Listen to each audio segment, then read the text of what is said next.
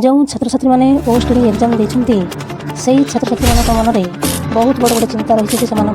OST result को नहीं से बहुत बड़ा द्वंद्व अच्छे से ओएसटी रिजल्ट के प्रकाश पाइब जदिओ ऑफिशियल आंसर की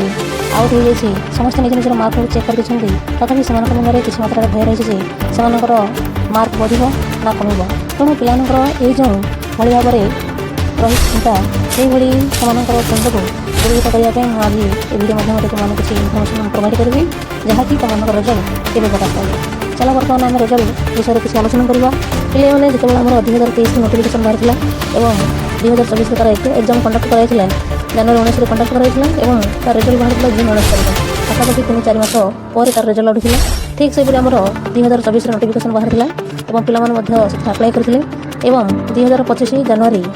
21 से एग्जाम कंडक्ट कराई रिजल्ट बाहर मार्च 28 बाहर अधिक मात्रा संभावना रही है तेणु पे निज समय को नष्ट नक निजर पाठपढ़ा जारी रखु और जारी रखा द्वारा जहाँकि आगामी